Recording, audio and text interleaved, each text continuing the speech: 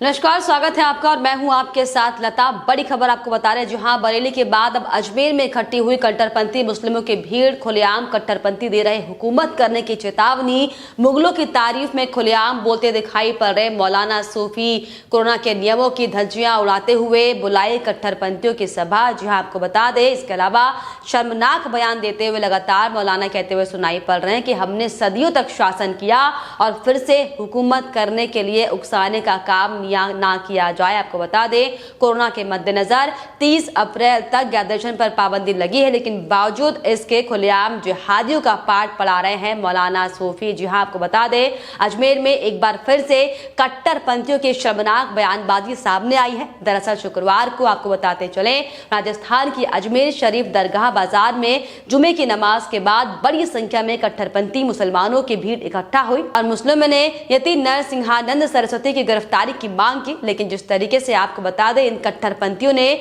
मुगलों की तारीफ करते हुए अपनी मानसिकता का प्रमाण दिया, ये वाकई बेहद शर्मनाक है। दरअसल आपको बता दें, इन दिनों सोशल मीडिया पर अलग अलग जगह से कट्टरपंथियों की खुलेआम कोरोना के नियमों की धज्जियां उड़ाने और देश के खिलाफ शर्मनाक बयानबाजी करते वीडियो जमकर वायरल हो रहे हैं। और इसी कड़ी में एक बार फिर से अजमेर शरीफ की दरगाह के बाहर भी कोरोना को दावत देने के लिए हुजूम लगाया गया था, जिसका वीडियो भी सोशल मीडिया पर जमकर वायरल हो रहा है। जिसमें आपको बता दें, मौलाना खुलेआम ये कहता सुनाई पड़ रहा है कि दोबारा हुकूमत के लिए हमें उकसाने का काम ना किया जाए। आखिर इन शब्दों का क्या मतलब है और क्यों बार बार इस तरह की बयानबाजी देकर ये कट्टरपंथी अपनी मानसिकता को दिखाते हैं, ये वाकई सोचने वाली बात है। लेकिन दरअसल वीडियो में मौलाना साहब क्या कहता हुआ सुनाई पड़ रहा है, यह हम आपको बताते हैं। आपको बता दें, सोशल मीडिया में वायरल वीडियो में मौलाना साहब ये कहते हुए दिखाई पड़ रहे हैं कि जब शहरों के नाम उठाए जा रहे थे, जब रेलवे स्टेशनों के नाम बदले जा रहे थे, क्या एक रबड़ से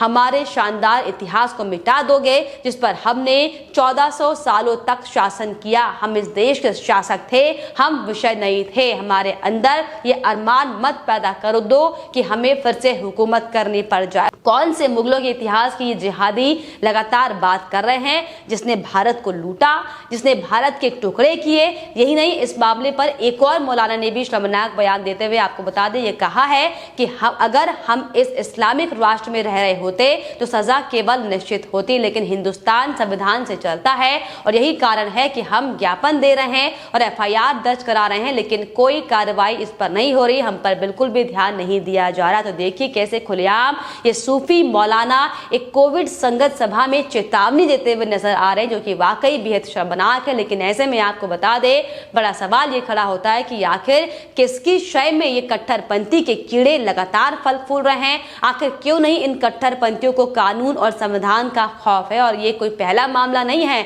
दरअसल आपको बता दें, इससे पहले भी अजमेर में कांग्रेस सरकार के राज में कई बार कट्टरपंथियों ने अपने शर्मनाक इरादों को बुलंद करते हुए बयानबाजी दी है, लेकिन प्रदेश के कांग्रेस सरकार पर इन बयानों का कोई फर्क पड़ता हुआ नजर नहीं आया, जो कि वाकई बेहद शर्मनाक है। लेकिन आपको दरअसल ये बताते चलें कि ये मामला शुरू कहां से हुआ। दासना में यति नरसिंहानंद सरस्वती के बयान के बाद लगातार जो मुगलों के शासक हैं उनमें उथल पुथल मची हुई है। यति नरसिंहानंद सरस्वती ने प्रेस क्लब ऑफ इंडिया में आयोजित एक कार्यक्रम में दरअसल ये कहा था कि अगर इस्लाम की असलियत, जिसके लिए मौलाना कहते हैं कि अगर मोहम्मद के बारे में बोला तो सिर काट देंगे, हिंदू ये भय अपने दिमाग से निकाल दें। हम हिंदू हैं और हम राम और परशुराम के चरित्र की मीमांसा कर सकते हैं, तो मोहम्मद क्या चीज है। साथ ही ये भी कहा कि अगर आज मोहम्मद का सच दुनिया के मुसलमानों को पता चल जाए तो उसे अपने मुसलमान होने पर शर्म आएगी। जिसके बाद से ही लगातार कट्टरपंथियों की बौखलाहट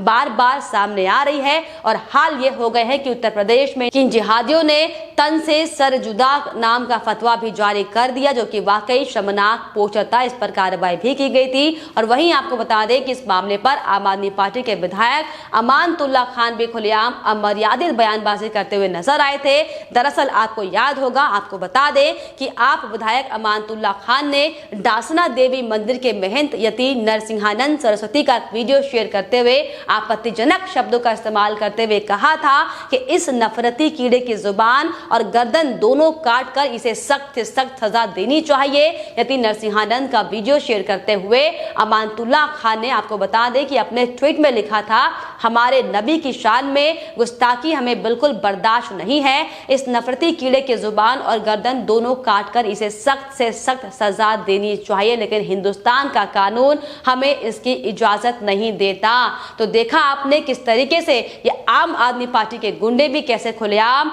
देश के संविधान को गाली देते दिखाई पड़ते हैं। लेकिन आपको बता दें कि आम आदमी पार्टी के मुखिया अरविंद केजरीवाल को इन शब्दों से कोई आपत्ति नहीं हुई थी, जिससे आपको बता दें कि इस पार्टी की मानसिकता को भी साफ तौर पर समझा जा सकता है। हालांकि आपको बता दें इन शर्मनाक बयानों के बाद अमानतुल्लाह खान के खिलाफ एफआईआर भी दर्ज की गई थी। लेकिन जिस तरीके से आपको बताते चलें कि उत्तर प्रदेश से लेकर दिल्ली तक जो लगातार प्रदर्शन इन कट्टरपंथियों की ओर से किया जा रहा है, ये वाकई बेहद शर्मनाक है। और वहीं आपको बता दें कि उत्तर प्रदेश के कानपुर जिले में भी जिस तरीके से 12 अप्रैल 2021 को असदुद्दीन ओवैसी की ऑल इंडिया मजलिस ए इत्तेहाद उल मुस्लिमीन ने डासना देवी मंदिर के महंत यति नरसिंहानंद सरस्वती और शिया वक्फ बोर्ड के पूर्व अध्यक्ष वसीम रिजवी के खिलाफ सिर तन से जुदा का पोस्टर लगाया था और पोस्टर में दोनों के सिर कलम करते हुए ये दिखाया गया था। साथ ही साथ पोस्टर पर लिखा था कि एक ही सजा, सिर तन से जुदा।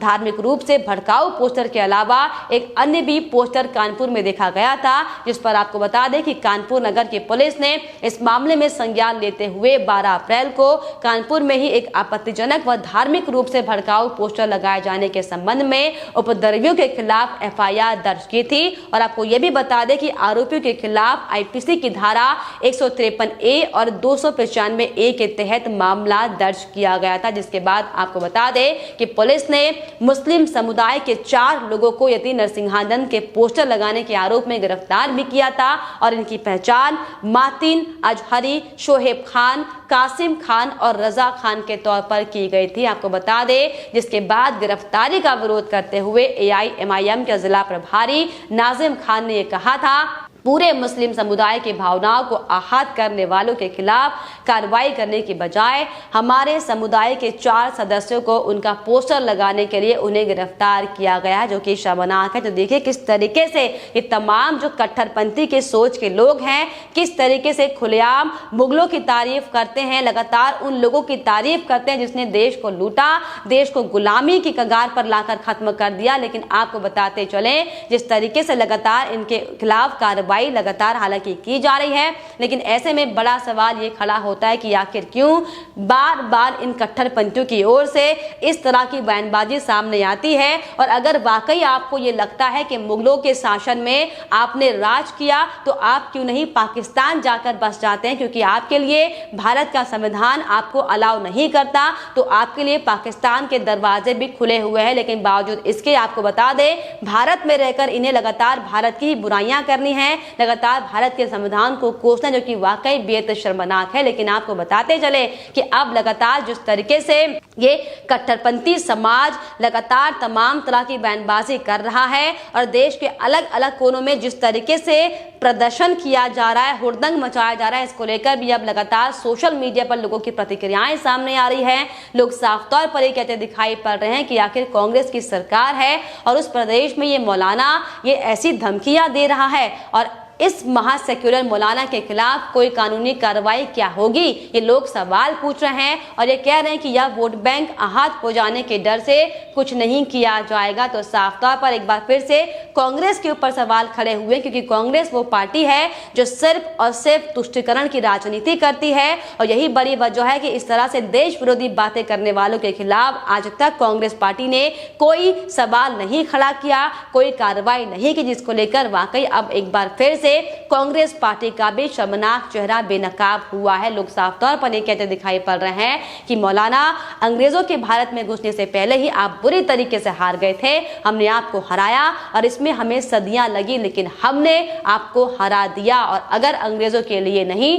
तो संभवतः पेशवा में भगवा उड़ रहा होता। लेकिन आपको बता दें ये ठीक है और आप कभी भी भारत पर उचित शासन नहीं कर पाएंगे। जो साफ तौर पर अब लगातार मुंहतोड़ जवाब भी इन मौलानाओं को मिलता दिखाई पड़ रहा है। लोग ये कह रहे हैं कि मत भूलना इस कट्टरपंथी मौलानाओं को फंड देने के लिए अजमेर जा रहे हैं। ये संकेत होना चाहिए कि लोगों को इस तरह के स्थानों पर नहीं जाना चाहिए जो मूर्ति तोड़ने वालों के खिलाते हैं, लगातार उनका समर्थन करते हैं। तो साफ तौर पर आपको बता दें एक बार फिर अजमेर से जिस तरीके से इन कट्टरपंथियों का शर्मनाक चेहरा सामने आया है, ये वाकई कई सवालों को खड़ा करता है कि आखिर कैसे जो सोशल मीडिया पर जो अलग अलग ट्विटर हैंडल पर, फिर चाहे अलग अलग सोशल मीडिया के प्लेटफॉर्म्स की बात करें, आखिर क्यों इस तरह के भड़काऊ भाषण लगातार इन कट्टरपंथियों की ओर से दिए जा रहे हैं और आखिर क्यों देश के संविधान के खिलाफ जाकर उन मुगलों की तारीफ की जा रही है जिसने हमें गुलाम बनाया, उन जिहादियों की बातें लगातार की जा रही जिसने लगातार देश की ताकतों को तोड़ने का काम किया। और बड़ी बात यहाँ पर यह है कि राजस्थान में जिस तरीके से कांग्रेस की सरकार है,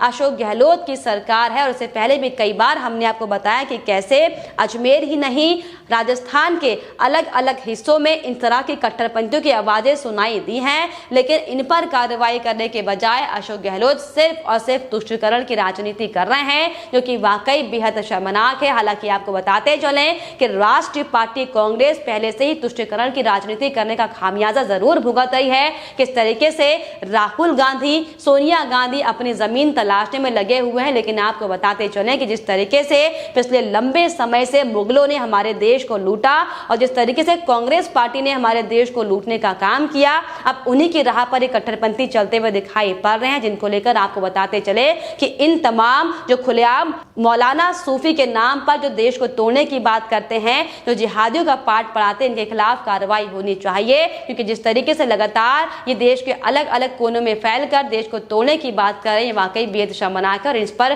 कांग्रेस सरकार को भी इस पर संज्ञान लेना चाहिए। फिलहाल इस पर आपकी क्या राय, हमें कमेंट बॉक्स में जरूर लिखिएगा। साथ ही साथ हमारे चैनल को सब्सक्राइब करना भी ना भूलें।